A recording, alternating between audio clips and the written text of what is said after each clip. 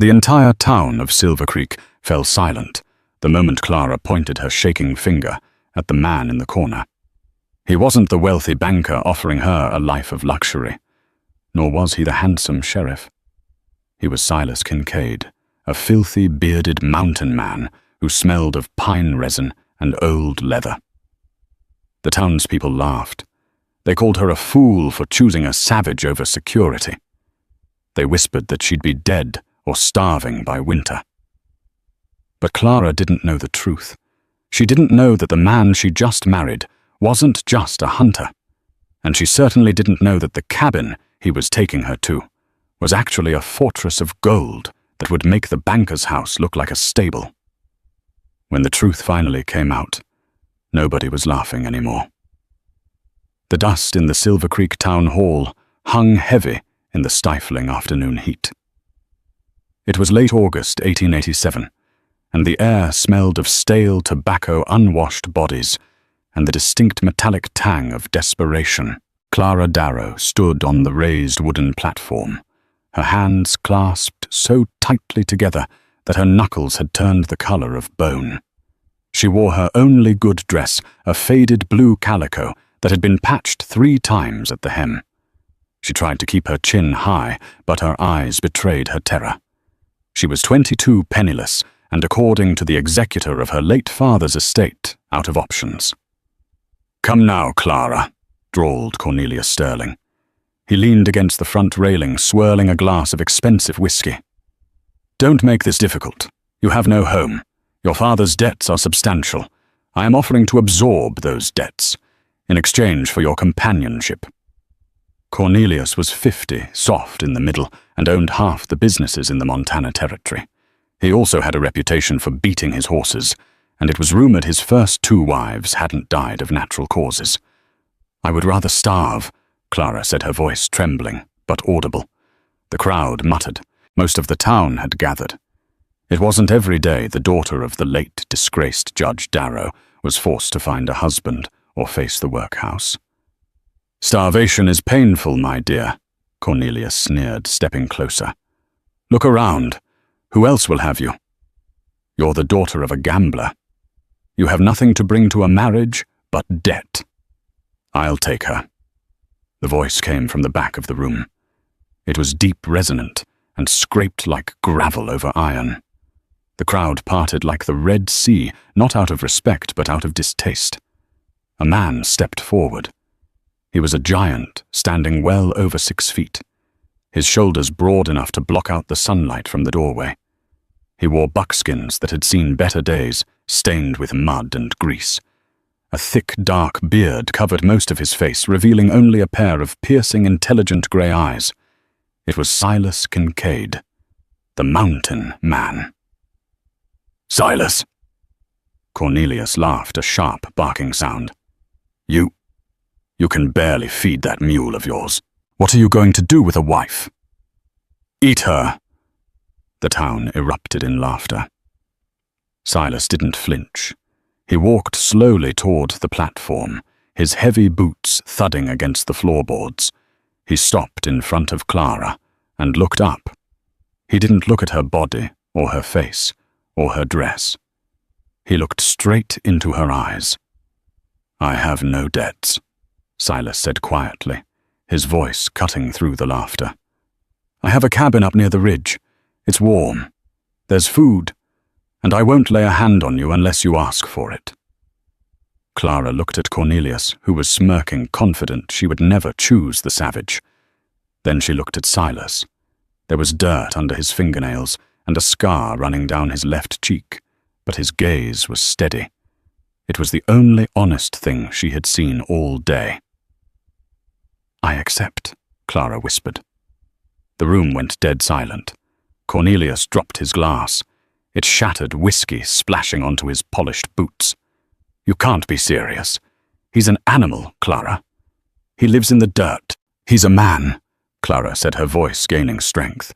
She stepped down from the platform and walked toward Silas. "And he is the only one here who has offered me respect. You'll regret this," Cornelius screamed, his face turning a violent shade of purple. Don't come crawling back to me when the wolves are chewing on your bones. You're dead, Clara. You hear me? You're as good as dead." Silas didn't say a word to the banker. He simply extended his arm to Clara.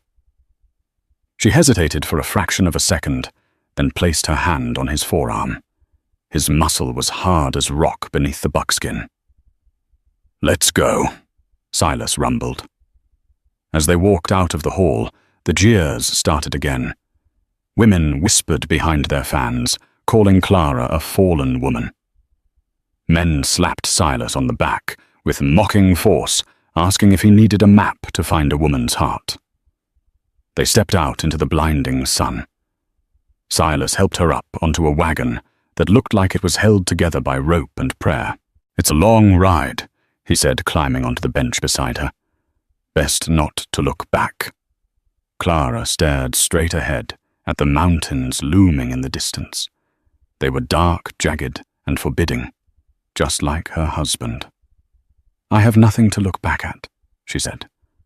Silas snapped the reins and the wagon lurched forward, carrying them away from civilization and into the wild unknown.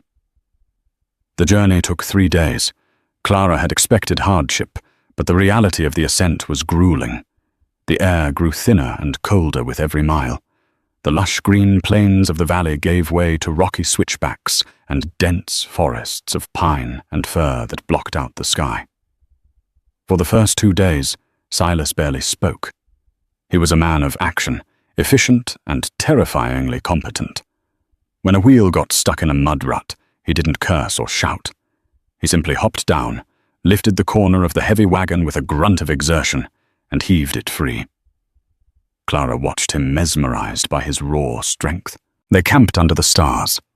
Silas would set up a small canvas lean-to for her, giving her the best blankets, furs that were incredibly soft and warm, while he slept by the fire, wrapped in a rough wool cloak. It was on the second night that Clara's curiosity began to outweigh her fear. She sat by the fire, holding a tin cup of coffee he had brewed. "Why did you do it?" she asked. Silas was cleaning his rifle, a rhythmic snick-snick of the bolt. He didn't look up. "Do what?" "Offer for me. You don't seem like a man who wants company. And you certainly don't seem like a man who cares what happens to a bankrupt judge's daughter." Silas paused. He looked into the fire, the orange light dancing in his grey eyes. "I knew your father. A long time ago." Clara stiffened. "My father had many enemies." "He wasn't my enemy," Silas said, "but he wasn't my friend either. He was just a man who got lost, like most people in that town." He looked at her then. "You have his chin. Stubborn." "I am not stubborn," Clara argued. "I am resilient." A ghost of a smile touched Silas's lips, buried beneath the beard. "Is that what you call it? You stood up to Cornelius Sterling, a man who could buy and sell the governor. That's either resilience or stupidity." "He's a monster," Clara spat. "Yes," Silas agreed, his voice dropping an octave. "He is. That's why I took you. Because a woman shouldn't be sold like cattle to a butcher." "So it was pity," Clara said, feeling a strange pang of disappointment. "No," Silas said sharply. He put the rifle down. "Not pity. Pity is cheap. I don't deal in cheap things." He stood up and walked to the edge of the firelight, staring out into the darkness. "Get some sleep. Tomorrow is the hardest part of the climb. We cross the Devil's Throat." The next day proved him right. The trail narrowed until it was barely wide enough for the wagon. On one side was a sheer cliff face. On the other, a drop of 1,000 feet into a churning river canyon. Clara gripped the bench, her eyes squeezed shut. The wagon creaked and groaned. The mules whinnied nervously. "Keep your eyes open," Silas commanded, his voice calm but firm. "Fear makes you freeze. If we slide, I need you to jump. You can't jump if your eyes are closed." Clara forced her eyes open. She looked at Silas's hands on the reins. They were steady, not a tremor. He guided the team with a precision that seemed at odds with his rough appearance. He navigated the rocks as if he had memorized every pebble. "You drive well," she managed to choke out. "It's just physics," Silas muttered. "Fulcrum and lever. Friction and drag." Clara looked at him sharply. That sounds like something an engineer would say, not a trapper." Silas didn't answer. He just flicked the reins. By late afternoon, the terrain leveled out. They entered a high-altitude valley, a bowl of land, hidden from the world below by jagged peaks. It was breathtakingly beautiful, filled with wildflowers and a crystal-clear lake. "We're here," Silas said. Clara looked around, expecting to see the cabin. Instead, she saw a small, dilapidated shack near the edge of the woods. The roof sagged. The door hung on one hinge. There were chickens pecking in the dirt. Her heart sank. This was it. The town was right. She had traded a monster for squalor. "Home, sweet home," Silas said, watching her face closely. Clara swallowed the lump in her throat. She remembered Cornelius's sneer. "You'll be starving by winter." She lifted her chin. "It has a roof," she said, her voice determined. "We can fix the door. I can learn to tend the chickens." Silas stared at her. For a moment he looked genuinely surprised. "You're not going to run scream-cry." "I made my choice, Silas," Clara said, climbing down from the wagon. She smoothed her dress. "I told you, I am resilient. Where is the broom?" Silas sat on the wagon for a long moment, watching her march toward the ruin of a shack. A strange expression crossed his face, something like admiration, or perhaps guilt. "Clara," he called out. She turned her hand on the broken doorframe. "Yes, don't go in there," he said. "Why is it not safe?" "It's safe enough for the chickens," Silas said. He hopped down from the wagon and walked toward her. "But it's not for you." "I don't understand," Clara said, confused. "You said this was your cabin." "I said I had a cabin up near the ridge," Silas corrected. He pointed past the shack toward a dense thicket of spruce trees that seemed to grow against the cliff wall. "That is the decoy." "The what?" "The decoy. To keep people away. To keep the tax collectors and the thieves and men like Cornelius Sterling thinking I'm just a dirt-poor hermit." Silas walked past her to the thicket. He reached into the branches and pulled a lever hidden in the rock. With a deep, grinding rumble, a section of the cliff face camouflaged by moss and stone began to move. It swung open on massive oiled hinges. Clara gasped, stepping back. Behind the false rock face was a tunnel paved with smooth stone and lit by gas lamps that flickered into life as the draft hit them. "What is this?" she whispered. Silas turned to her. The rugged mountain man posture seemed to melt away. He stood straighter. He looked regal. "My father wasn't a trapper, Clara," Silas said softly.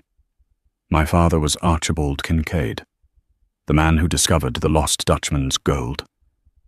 But he knew money made people crazy. So he built this." He held out his hand. "Come with me. Let me show you the truth." The tunnel was cool and smelled faintly of burning cedar and oil. Clara walked in a daze, her hand still gripping Silas's arm, though now it was for balance rather than reassurance. The rough stone walls of the passage gave way to smooth, polished granite. "Watch your step," Silas murmured. His voice echoed slightly. "The acoustics are strange in the entry hall." They rounded a bend, and the world opened up. Clara stopped dead. Her breath hitched in her throat. They were standing on a balcony, overlooking a cavernous space that defied logic. It wasn't just a house. It was a palace built into the very bones of the mountain. Massive natural pillars of rock had been carved into ornate columns. The floor was a mosaic of polished marble in shades of cream and charcoal. But the most shocking feature was the light.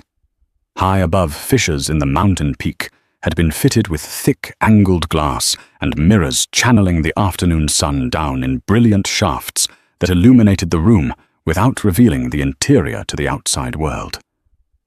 "This is—" Clara stammered her mind, unable to reconcile the dirty shack outside with this opulence. "This is impossible." "My father was a paranoid man," Silas said, looking out over the hall with a critical eye. "But he was brilliant. He found the gold vein right here in this cavern. Instead of hauling it out, he used it to build this. He called it the sanctuary." He led her down a sweeping staircase carved from the living rock. As they descended, a door at the far end of the hall opened. An older woman with silver hair, pulled into a tight bun, hurried out wearing a crisp black dress and a white apron that was spotless. "Master Silas," she cried, her voice thick with relief. "We saw the signal mirror. You're back early." "Martha," Silas nodded. "Is the east wing prepared?" "Always, sir," Martha said. She stopped in front of them, her eyes widening as she took in Clara. She looked at Clara's patched dress, her dust-streaked face and her worn boots. Then she looked at Silas. "And this is Clara Kincaid," Silas said firmly. "My wife." Martha's hand flew to her mouth.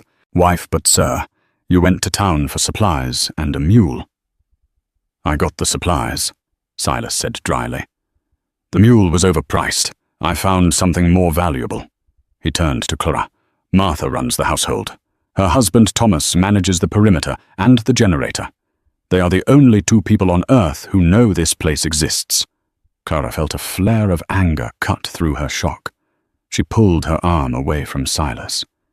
"You lied to me," she said, her voice trembling. "Back in town, on the trail. You let everyone believe you were a beggar. You let me believe I was walking into a life of poverty." Silas signaled Martha to leave them.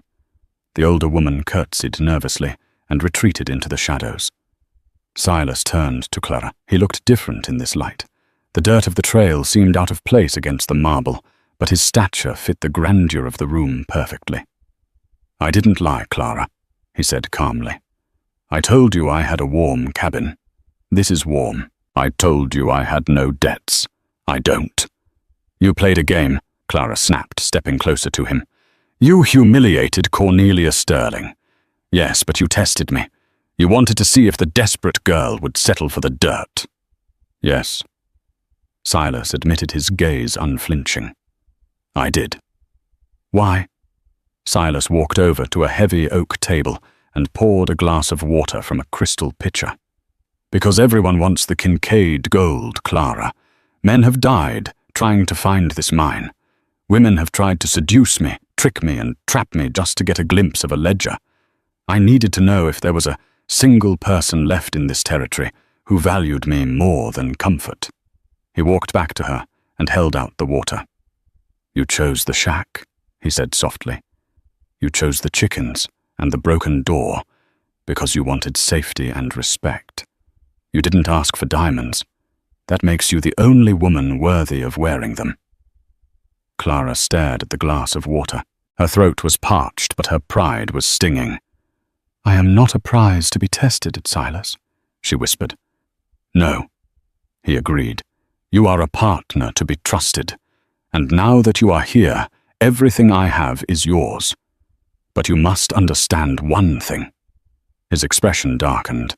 The grey eyes turned to steel. "We are hidden for a reason. Cornelia Sterling isn't just a banker. He is a vulture. If he knew this place existed, he would bring an army to burn us out and claim the claim rights. You can live like a queen here, Clara, but you can never leave." Clara felt a chill that had nothing to do with the cave's temperature. "Never. Not until Sterling is dead or in prison," Silas said. "Safety has a price. The price is isolation." Clara looked around the golden cage. It was beautiful, it was safe, and it was a prison. "I need a bath," she said quietly. Silas nodded. "Martha will attend to you. There are clothes in the wardrobe. My mother's things. They should fit." As Clara walked away, following the maid, she glanced back. Silas was standing alone in the center of the vast, sunlit hall, looking less like a husband and more like a dragon guarding his hoard. She had escaped the wolf in town, only to marry the dragon in the mountain. 2 weeks passed. Life in the sanctuary was a surreal dream. Clara adjusted to the rhythm of the mountain fortress, though the silence was sometimes deafening. The mansion was a marvel of engineering. There was hot water pumped through copper pipes, heated by a thermal vent deep in the rock. There was a library filled with 3,000 books, more than Clara had seen in the town library of Silver Creek. She spent her days reading, exploring the vast interconnected chambers, and helping Martha in the kitchen, despite the maid's protests. But the most confusing puzzle was Silas. He was a man of contradictions. By day he disappeared into the lower levels of the mine, or worked in his study, managing a vast investment portfolio through encrypted letters that Thomas the manservant hiked down the mountain to mail from a distant trading post. By night, they dined together at a long mahogany table. Silas had shaved his unruly beard down to a neat, close-cropped style, revealing a strong jawline and a mouth that was quicker to smile than she had first thought. He treated her with an exquisite distant courtesy. He never touched her without permission. He pulled out her chair. He listened when she spoke about the books she was reading. But there was a wall between them. He slept in the west wing. She slept in the east. One evening a storm raged outside. Thunder shook the very foundations of the mountain, vibrating through the stone floors. Clara was in the library trying to read a volume of poetry, but her mind was racing. She couldn't take the polite distance anymore. She set the book down and marched to Silas's study. She didn't knock. She pushed the heavy doors open. Silas was standing by a map spread out on his desk, a revolver disassembled before him. He looked up, startled. "Clara, is something wrong?" "Yes," she said, storming into the room. She was wearing a gown of emerald green silk that had belonged to his mother, the fabric rustling softly. "We have been married for a fortnight, Silas. We live in a palace. You feed me the finest food and clothe me in silk, but you look at me like I am a porcelain doll that might break." Silas sighed, rubbing his temples. "I am trying to be respectful. You were forced into this marriage." "I chose this marriage," Clara countered. "I chose the man in the buckskins, but I don't know who you are. Are you the mountain man, or are you this tycoon hiding in a cave?" Silas stood up and walked around the desk. He stopped inches from her. The air between them crackled with electricity. "I am both," he said, his voice low. "And I am neither. I am a man who has been alone for 10 years, Clara. I don't know how to be a husband. I only know how to be a protector." He reached out his calloused fingers, grazing her cheek. "I look at you and I see the only good thing in my life. And I am terrified that my darkness will dim your light." Clara leaned into his touch. Her heart hammered against her ribs. "I am not afraid of the dark, Silas. I lived in the shadow of my father's disgrace for years. I can handle yours." Silas's eyes searched hers. For the first time, the wall crumbled. He lowered his head, his lips brushing hers, tentative at first, then with a hunger that spoke of years of solitude. It was a kiss that sealed their bond, far more than the ceremony in the dusty town hall. But the moment was shattered by a frantic pounding on the study door. "Sir Master Silas!" It was Thomas. His voice was cracked with panic. Silas pulled back his hand, instantly going to the frame of the revolver on the desk. "Enter!" Thomas burst in, dripping wet from the rain. He was clutching a brass telescope. "You need to see this, sir. The perimeter tripwire was triggered." Silas's face hardened into stone. The tender husband vanished. The soldier returned. "Where?" "The lower switchback, near the decoy shack." "Show me." Silas grabbed his rifle from the rack and threw a heavy cloak over Clara's shoulders. "Stay here." "No," Clara said, grabbing his arm. "You said we are partners. If someone is out there, I need to know." Silas hesitated, then nodded. "Stay behind me, and be quiet." They ran through the halls up a spiral staircase, that led to a hidden observation post high in the cliff face. It was a small room with a slit in the rock fitted with a powerful spyglass. Silas peered through the glass, ignoring the rain lashing against the mountain. He swore softly, a harsh, violent sound. "What is it?" Clara asked, peering into the darkness. "Look," Silas said, stepping aside. Clara looked through the lens. Down in the valley, near the dilapidated shack where Silas had first tested her, there were torches burning. Horsemen. 6 of them. They wore long oilskin dusters and wide-brimmed hats. Even from this distance, the malice in their posture was evident. They were circling the shack. One figure rode forward on a massive black stallion. He held a torch high, illuminating his face. Clara gasped, her blood running cold. It was Cornelius Sterling, and he wasn't alone. Beside him sat a man hunched over in the saddle wearing a ragged poncho. The man dismounted and examined the ground, then pointed not at the shack, but up toward the cliff face where the secret entrance was hidden. "Who is that with him?" Clara whispered. That, Silas said, the bolt of his rifle clicking as he checked the chamber, is Red Jack, the best tracker in the territory. He's found the wagon tracks leading into the rock. Below them, Cornelius threw the torch onto the roof of the decoy shack. The dry wood caught instantly, flaring up into a bonfire against the dark storm. "He knows," Silas said grimly. "He knows I'm not just a hermit. He's burning the lie." "What do we do?" Clara asked, her voice shaking. Silas turned to her. The look in his eyes was terrifying. It wasn't fear. It was the cold, calculating rage of a predator whose territory had been breached. "We don't hide anymore," Silas said. "If they want a war, Clara, I'm going to give them one. Go to the armory. Get the Winchester." "Silas, go!" he roared. "They are coming up the trail. We have 20 minutes before they reach the blast doors." The honeymoon was over. The siege had begun. The first stick of dynamite detonated against the cliff face with a force that knocked the fine crystal glasses off the shelves in the dining hall. The sound was a dull, bone-jarring thud that echoed through the stone tunnels of the sanctuary like the heartbeat of a dying giant. Clara didn't scream. She was kneeling on the floor of the armory, her hands moving with a speed she didn't know she possessed.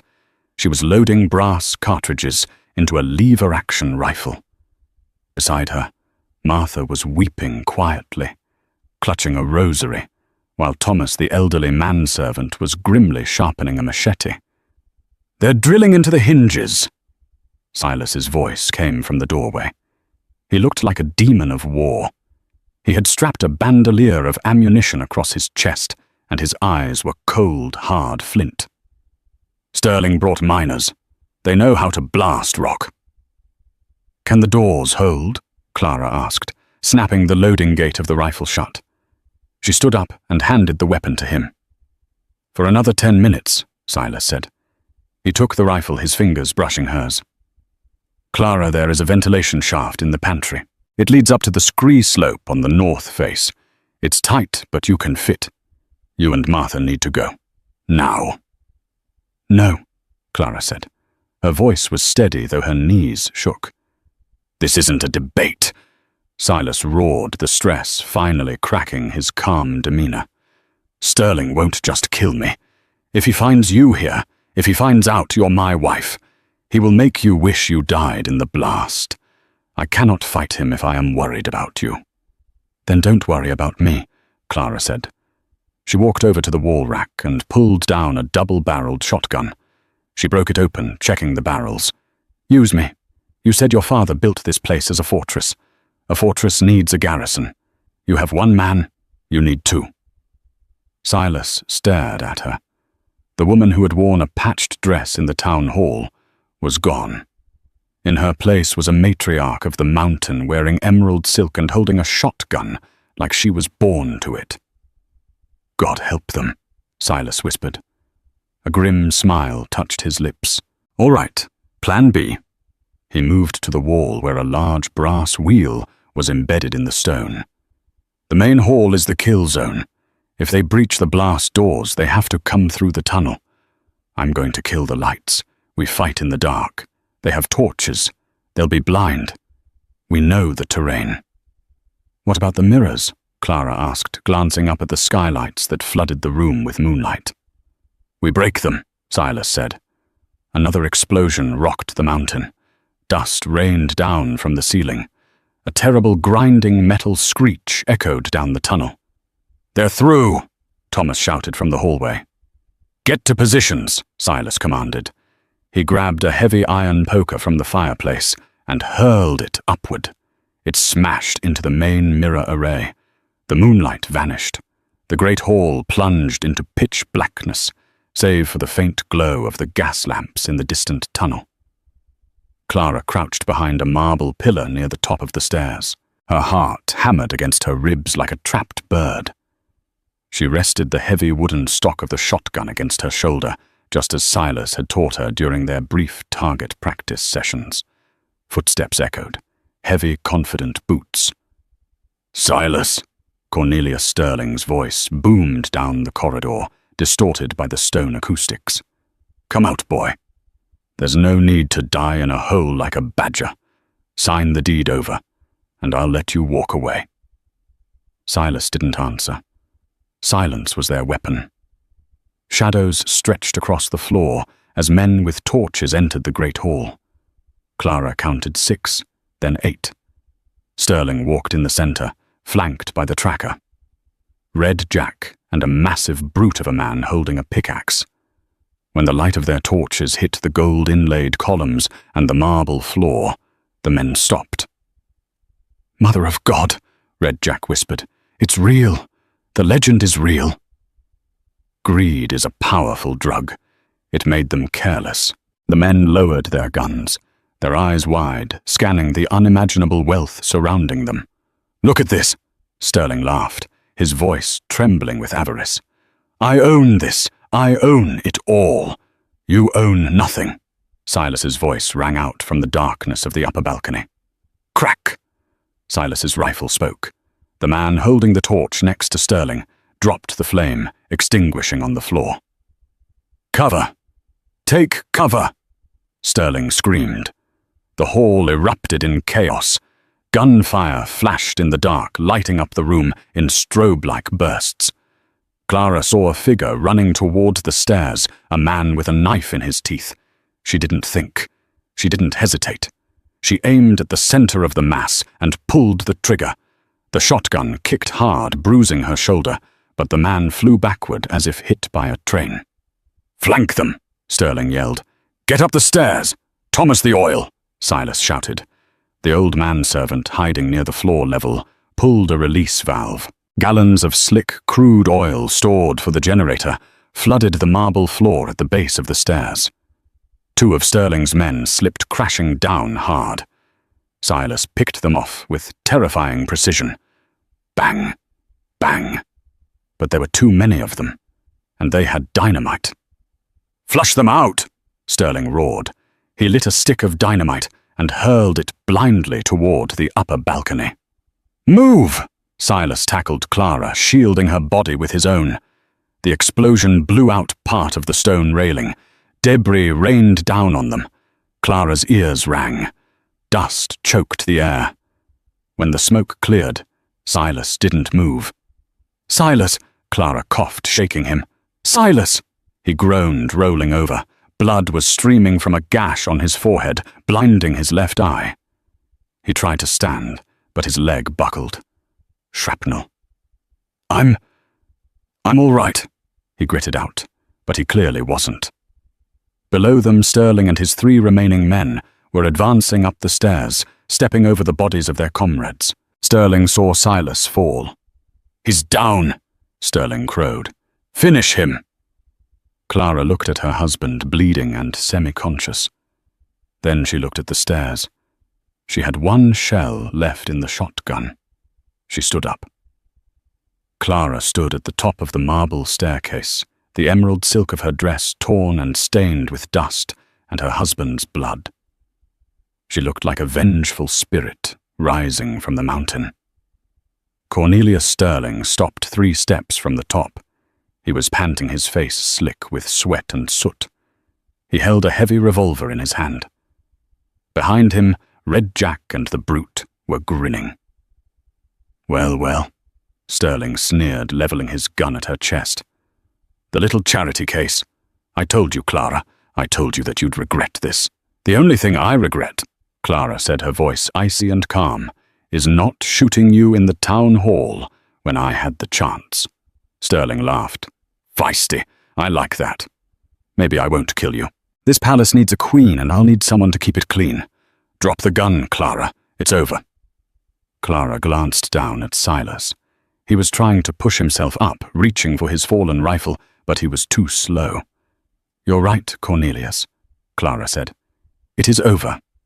She dropped the shotgun. It clattered loudly on the stone floor. Sterling's grin widened. "Smart girl. Now step aside so I can put a bullet in your mongrel husband." "I can't do that," Clara said.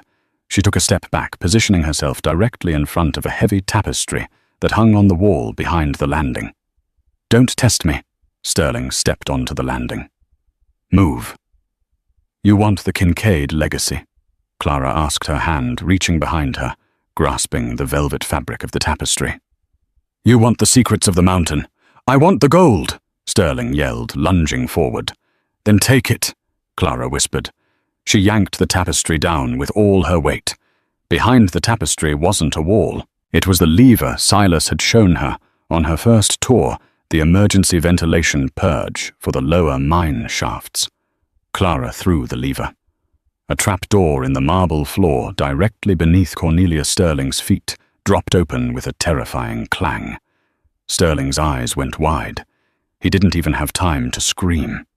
He simply vanished, dropping into the black void of the ventilation shaft that fell 200 feet into the freezing underground river below. Red Jack and the brute froze. They stared at the hole where their boss had been a second ago. They looked at the dark, gaping moor, then up at Clara, who still had her hand on the lever. "Who's next?" Clara asked. She didn't have a weapon. She didn't need one. The house was the weapon. Red Jack looked at the hole. He looked at the bodies of his friends on the stairs. He looked at Silas, who had finally managed to lift his rifle, the barrel shaking, but pointed directly at Red Jack's chest. "I ain't getting paid enough for this," Red Jack muttered. He dropped his gun. "I surrender." The brute dropped his pickaxe and raised his hands. Silas slumped back against the pillar, the adrenaline finally fading. He looked up at Clara. His face was a mask of blood and dust, but his grey eyes were shining with an emotion that went beyond love. It was awe.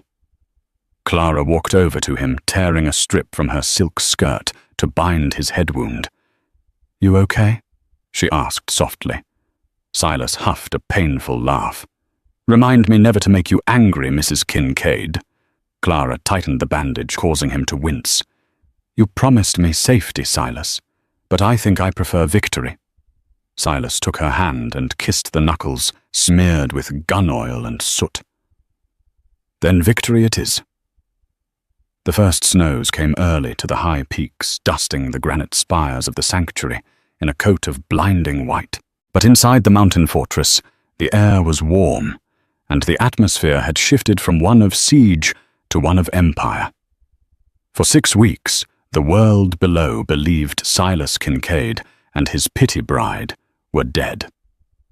In the town of Silver Creek, the disappearance of Cornelius Sterling had caused a vacuum of power that resulted in absolute chaos. Without the tycoon's iron grip, the bank floundered. Creditors came calling like vultures circling a dying ox. The mines slowed to a halt. Wages went unpaid, and the whispers in the saloon grew dark. People spoke of Clara Darrow with a mix of superstitious pity and retrospective scorn. They said she had frozen to death in a shack, a foolish girl who threw away security for a savage. They had no idea that the savage was currently sitting in a leather wingback chair, having his bandages changed by a wife wearing imported French silk. The recovery had been slow but steady. Silas's leg had healed, leaving a jagged scar to match the one on his cheek, but his strength had returned twofold. Yet the biggest change wasn't in Silas, it was in Clara. The girl who had stood trembling on the auction block was gone. In the weeks following the siege, Clara had gone through every ledger, every map, and every journal in Archibald Kincaid's library. She learned the extent of the Kincaid fortune. It wasn't just the gold vein in the cavern. It was investments in railroads, shipping lines in San Francisco, and steel in Pittsburgh, all managed through shell companies. Silas had been content to live as a hermit guarding his hoard. Clara, however, understood something he didn't. Wealth without power is just a target. "We cannot stay hidden forever. Silas," Clara said one evening, tracing the rim of a crystal wine glass. "Sterling is gone, but another wolf will come. The only way to be truly safe is to own the forest." Silas looked up from his book. He watched her in the firelight. She was sharpening a letter opener with a rhythmic, predatory grace. "What do you propose?" he asked. "We go back," Clara said, her eyes flashing. "Not as the trapper and the beggar. We go back as the Kincaids. We don't just survive Silver Creek, Silas. We buy it." The descent began on a Tuesday in late October, a day the town of Silver Creek would talk about for 100 years. The residents were miserable. A cold wind whipped through the main street, rattling the windows of the empty general store. Mr. Finch, the nervous balding man who had taken over the bank's operations after Sterling's disappearance, was pacing in front of the window, wringing his hands.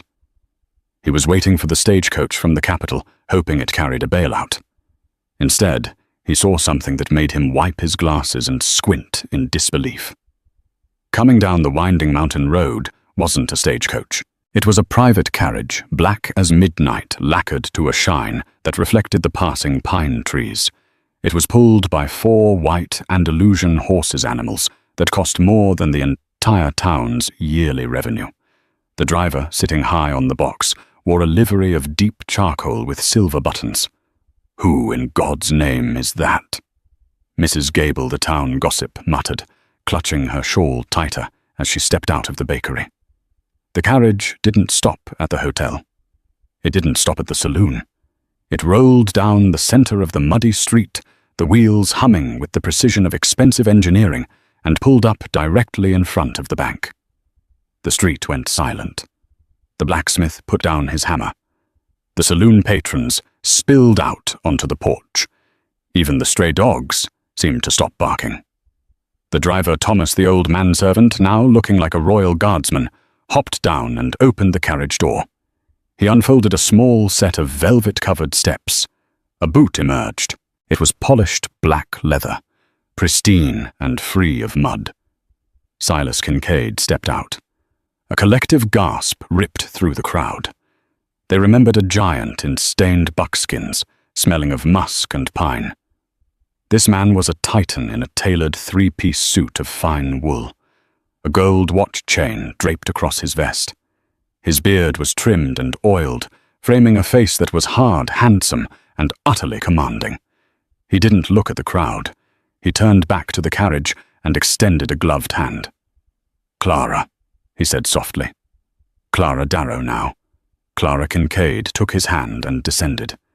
If Silas looked like a king, Clara looked like a deity. She wore a gown of deep crimson velvet that seemed to absorb the light.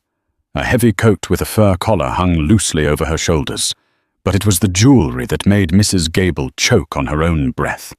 A necklace of diamonds and rubies, heavy and ancient, glittered at Clara's throat. It was the Kincaid heirloom, a piece rumor said was lost in a poker game 20 years ago. Clara stood on the boardwalk, looking out at the town that had laughed at her. Her expression was unreadable, her posture erect. She met the gaze of the baker who had refused her credit a month ago. She looked at the sheriff who had turned a blind eye to her father's ruin.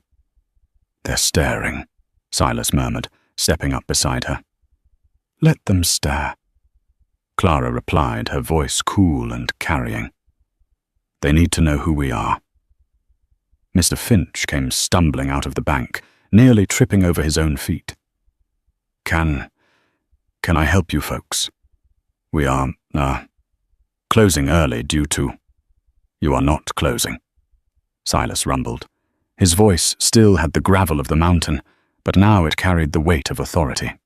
We are here to make a deposit. A deposit? Finch blinked, sweat beading on his forehead, despite the cold.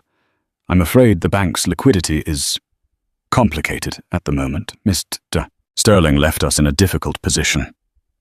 We know about the position, Clara said, stepping forward. We know about the liquidity, and we know about the foreclosure notices you prepared this morning for the Miller farm and the widow Higgins. Finch went pale. How could you possibly? Inside, Silas ordered. It wasn't a request. Finch scrambled backward, holding the door open. Silas and Clara swept inside, the heavy scent of expensive perfume and tobacco smoke displacing the smell of stale fear in the lobby. The entire town pressed their faces against the glass windows of the bank, desperate to see what was happening. Maid Clara walked to the main desk and ran a gloved finger along the dusty wood. She turned to Finch, who was trembling behind the counter. Cornelia Sterling is not coming back, Clara stated flatly. We suspect as much, Finch squeaked, but until a body is found, the estate is frozen. The bank is insolvent. I have orders to seize assets to pay the creditors in St. Louis. You will seize nothing, Silas said. He walked to the center of the room and dropped a heavy leather satchel onto the floor. The sound it made a dense metallic thud vibrated through the floorboards. What is that? Finch whispered. Open it. Finch walked around the counter. He undid the buckles with shaking fingers and threw back the flap. The gleam of pure, unrefined gold bars hit him like a physical blow. Merciful heavens! Finch gasped, falling to his knees. He picked up a bar. It was heavy, rough cast and stamped with a singular mark, Kincaid. That is $10,000 in bullion, Silas said calmly. There is another $40,000 in the carriage, and the claim it came from is still producing. Finch looked up, his eyes bulging. You found it? The lost Dutchman? It wasn't lost, Silas said. It was just waiting. We are buying the bank, Clara interjected, her voice sharp. We are buying the debt. Every cent owed by every family in this town is now owned by us. Finch swallowed hard. Mrs. Kincaid, that is incredibly generous. But the paperwork, the legalities... Clara reached into her coat and pulled out a thick envelope. She tossed it onto the gold. The deed to the Sterling estate, she said, and a confession signed by Red Jack before he was escorted to the territorial prison. It details Mr. Sterling's illegal land grabs, his embezzlement, and his bribery of bank officials, specifically his bribery of you, Mr. Finch. The blood drained from Finch's face entirely. He looked like a ghost. I had no choice, he stammered. Sterling. He was a monster.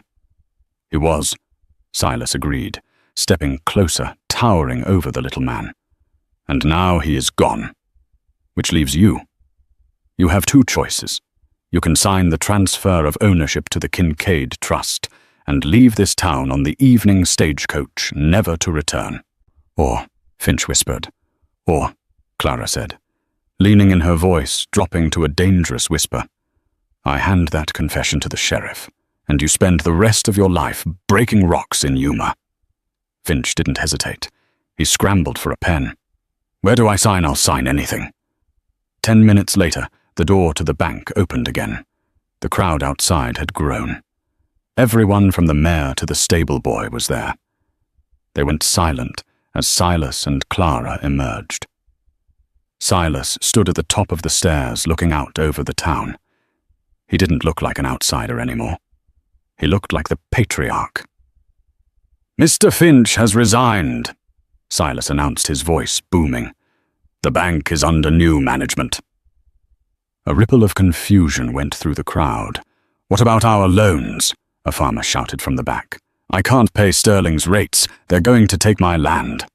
Clara stepped forward. The wind caught the hem of her red velvet dress, making it ripple like a flag of conquest. "There are no more sterling rates," Clara declared. "Interest on all agricultural loans is suspended until the spring harvest." A shockwave of disbelief hit the crowd. A woman near the front burst into tears.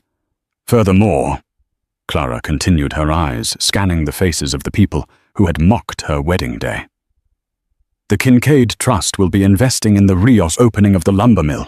We need men to work, honest work, for honest pay." Cheers began to erupt, scattered at first, then growing into a roar.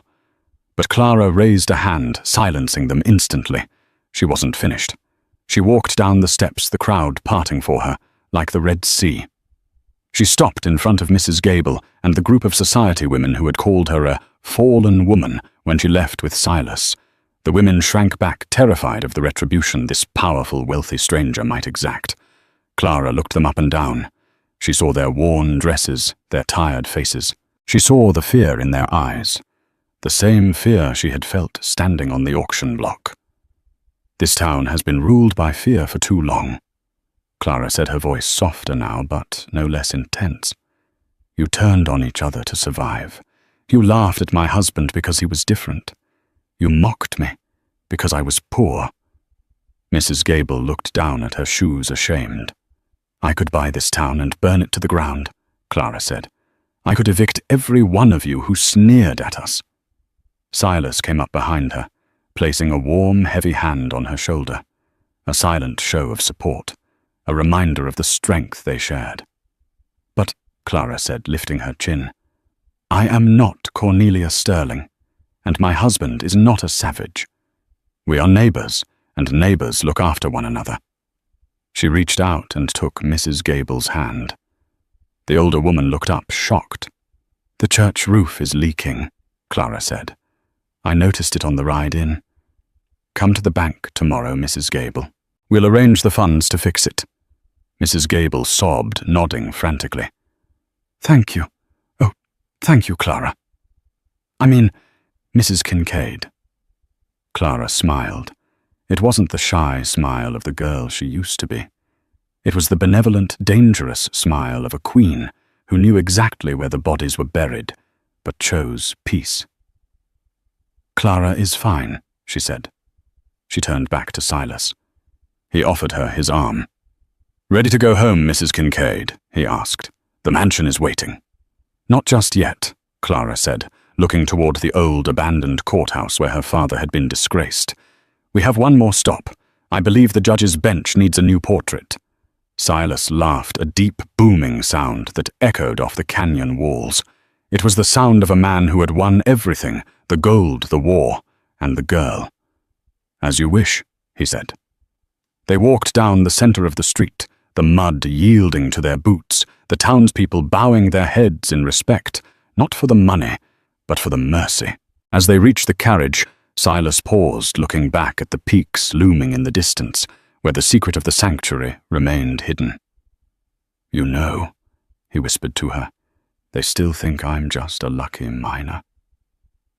Clara squeezed his arm, her diamonds catching the afternoon sun. "Let them think what they want, Silas. We know the truth. You're the mountain, and I'm the storm that conquered it."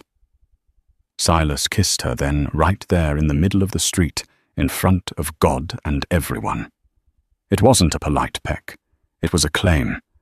And for the first time in the history of Silver Creek, nobody dared to laugh. And that is the incredible conclusion to the story of Clara and Silas. From a humiliating auction in a dusty town hall to ruling the very valley that rejected them. Their journey proves that true power doesn't come from bullying others. It comes from resilience, partnership, and a little bit of hidden gold. I love how Clara didn't just take revenge. She took control. She showed the town that kindness backed by undeniable strength is the ultimate victory. It's a classic reminder that the person you underestimate today might be the one holding your mortgage tomorrow. What did you think of Clara's decision to forgive the townspeople instead of destroying them? Was she too soft, or was it the ultimate power move? Let me know your thoughts in the comments below. if you enjoyed this Wild West romance saga. Please smash that like button. It helps the algorithm find more listeners like you. Don't forget to subscribe and turn on notifications so you don't miss our next story. Thanks for watching.